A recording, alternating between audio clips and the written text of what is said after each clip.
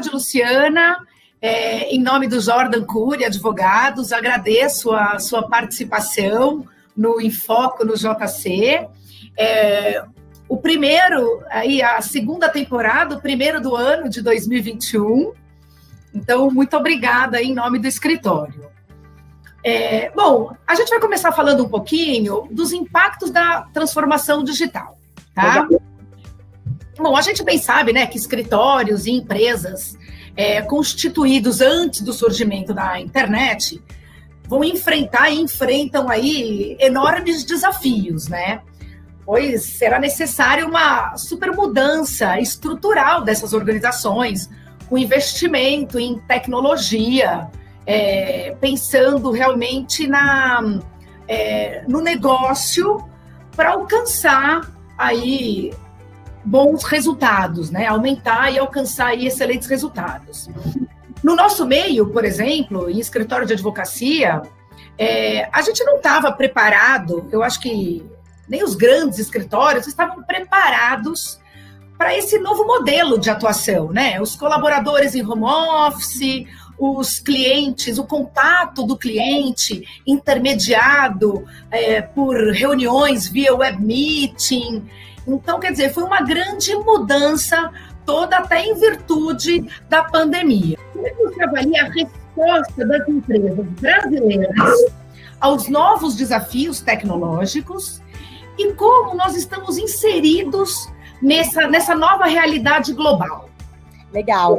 Primeiro, boa tarde, Anira. Eu queria agradecer aí vocês pelo convite. Super legal que eu possa estar aí conversando com você, falando um pouquinho desse assunto que está tão em voga, né?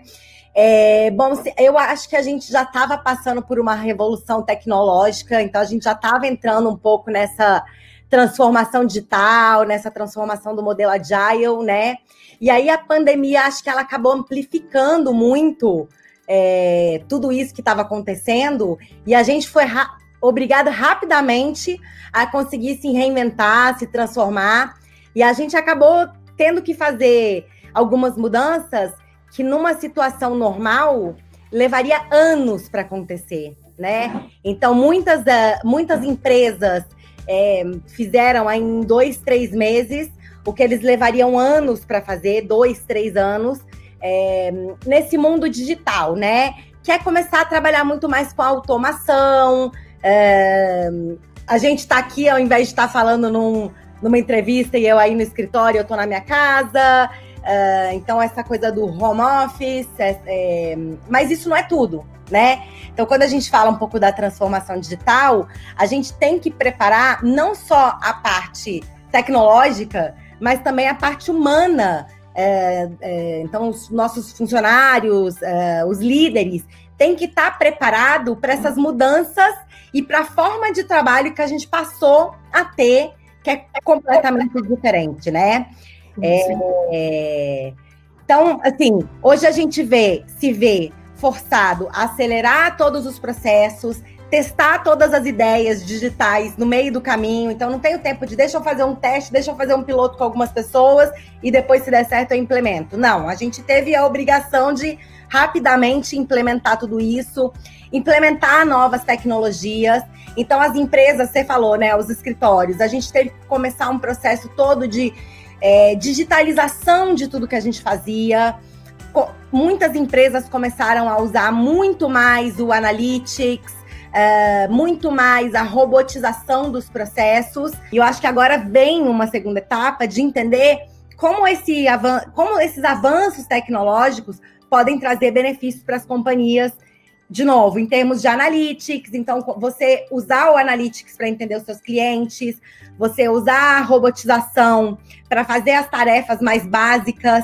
Então, a gente fala muito no RH de inteligência aumentada, porque quando a gente vê esse novo modelo de trabalho, né, esse novo contexto social do homem trabalhando junto com a máquina, a gente o homem tem a tendência de aumentar a inteligência, porque ele começa a ter que fazer coisas que a máquina não faz. Ele deixa de ter que fazer uma análise de dados que um analytics consegue fazer e entregar pronto para ele, sem bias, sem erros, e ele começa a ter que fazer uma análise muito mais profunda daquilo ali. Então, acho que a gente ainda não entrou nessa era nas pequenas empresas brasileiras, né? Mas eu acho que a tendência é cada vez mais agora as pessoas começarem a entender que migrar as suas operações para um modelo mais digital pode trazer benefício para todo mundo. Não vai tirar emprego de ninguém. A inteligência artificial aumenta a quantidade de empregos. Só que os skills que são necessários passam a ser completamente diferentes. Então, as pessoas elas têm que se antecipar e se desenvolver em algumas coisas, porque o básico, um robô pode ajudar vocês, né, dessa área de advocacia, a fazer análise, buscar dados de várias fontes, coisas que às vezes um ser humano não vai ter tempo para fazer. E vocês vão ficar, a gente vai ficar com a parte mais inteligente da coisa, né? A parte mais inteligente, a parte mais ética, a parte mais imaginativa, né? Que é o que a máquina não tem para oferecer. Então, a ideia é a gente conseguir aprender que a máquina não vem para substituir. Ela vem para trabalhar junto com o homem nesse contexto social, homem-máquina, né? Aumentando a inteligência do ser humano que tem que trabalhar com aquilo ali, né? E criando a necessidade de desenvolvimento de skills e soft skills completamente diferentes, né? Inclusive, antes da pandemia, existia uma pesquisa que dizia que até 2022, que é amanhã, né, praticamente, a gente vai ter 1 em cada 5 pessoas vão estar trabalhando junto com uma inteligência artificial. Hoje eu acredito que esse número deve estar um pouco maior, mas não tem nenhuma pesquisa ainda comprovando os números exatos e reais, né?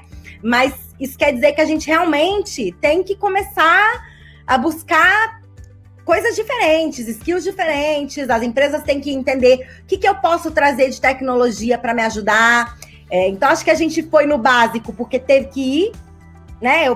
Forçadamente, né? Muitas empresas a gente vê que acabaram fechando as portas porque não conseguiram se adaptar a esse mundo digital, né? Então, as empresas que conseguiram se adequar, pelo menos ali no básico, com ferramentas de comunicação, ferramentas que ajudam a gente, não importa onde você está, que ajudam o profissional a conseguir fazer o que ele tem que fazer.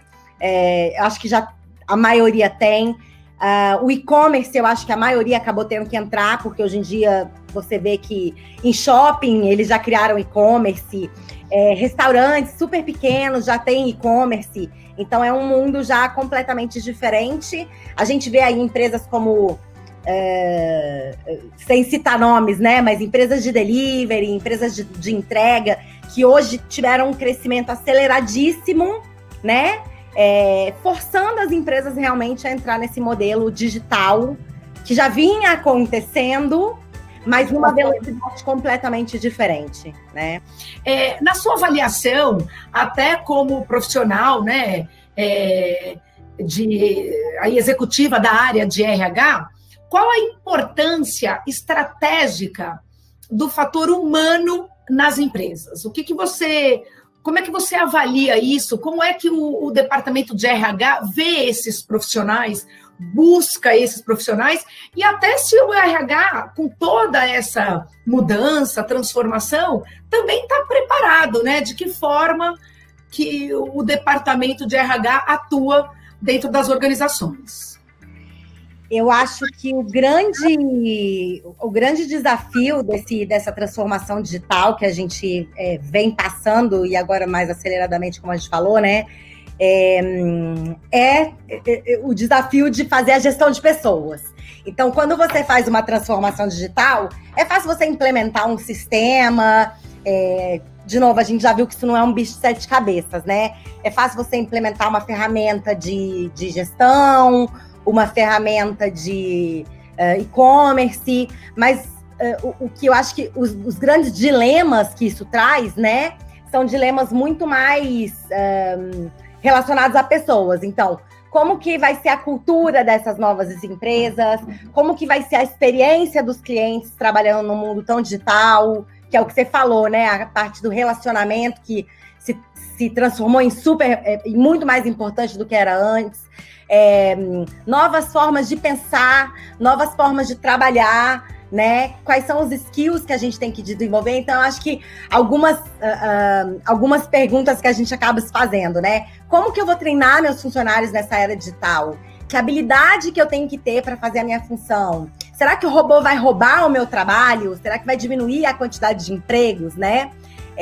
E aí, na verdade, eu acho que o que a gente precisa fazer é criar um contrato social entre a máquina e o homem, pensando em como treinar, retreinar. Então, a gente, como ser humano, tem que aprender, desaprender, aprender de novo, né? A velocidade disso ficou muito mais acelerada, porque o que eu sei hoje, daqui a 2, 3 anos, já não tem mais validade nenhuma. Então, as pessoas têm que estar sempre buscando novos conhecimentos.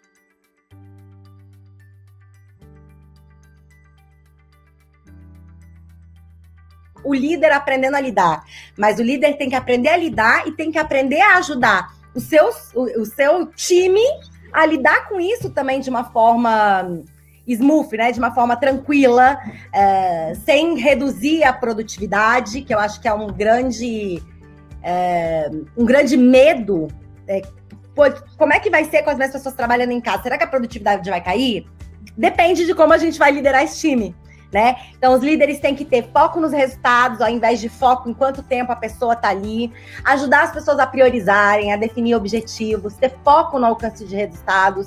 E, assim, acho que muitos líderes têm que começar a desenvolver uma habilidade interpessoal, que a gente sabe que muitos não têm, né? Para conseguir lidar mesmo com a gestão da equipe, e conseguir manter o time empático, o time com uma inteligência emocional, desenvolvendo as pessoas e inspirando as pessoas a buscarem esse desenvolvimento rápido que a gente está falando que é necessário, né? Então, acho que tudo isso mostra pra gente que o maior desafio da transformação digital é o ser humano, né? Como a gente vai lidar com isso e como a gente vai conseguir fazer esse acordo com a máquina de, opa, não rouba meu trabalho, vamos trabalhar junto para o bem de todos, né? Para o bem da empresa, para o bem do cliente. Então, eu acho que esse é o maior desafio aí que a gente tem. Então, acho que é isso. Os profissionais, eles têm que começar a se capacitar de uma forma diferente, os líderes têm que começar a ajudar os profissionais a entenderem essa necessidade. E aí, hoje em dia, a gente também tem milhares de formas de aprendizado diferente. Ninguém aprende, hoje em dia, só mais ali fazendo um curso que ele vai, senta na cadeira, faz um curso, tem um professor. Então, hoje em dia, a gente tem um modelo de treinamento muito mais multimodal. Então, eu aprendo fazendo um trabalho voluntário, eu aprendo a ter mais resiliência, eu aprendo a, muitas vezes, a lidar com a ansiedade de uma forma diferente. Eu aprendo nas minhas interações. Então, hoje em dia, a gente tem as pílulas de aprendizagem, né? Porque isso não quer dizer que eu não tenho que ter um conhecimento profundo, mas por tudo que a gente está vivendo, algumas coisas pontuais que eu preciso saber, talvez um podcast, um videocast curto, esse mesmo evento, né, que vocês estão trazendo, acho que para o público de vocês, é legal porque são aprendizagens curtas que vão ajudar. Não necessariamente a pessoa precisa se aprofundar naquele tópico, mas ela tem que entender o que está acontecendo. Agradeço mais uma vez a sua participação. É sempre bom, né? A gente está conversando, trocando essa ideia aí, ainda mais com você, que é uma profissional super capacitada aí na área de RH. Então, novamente, eu agradeço e até a próxima, com certeza. Obrigada. Na verdade, eu que agradeço. É legal a gente estar falando sobre isso. Eu acho que é um tópico super atual e que todo mundo precisa ouvir e entender que tem que buscar, cada um tem que buscar, a gente tem que estar sempre buscando. Então, eu é que agradeço e fico à disposição aí de vocês.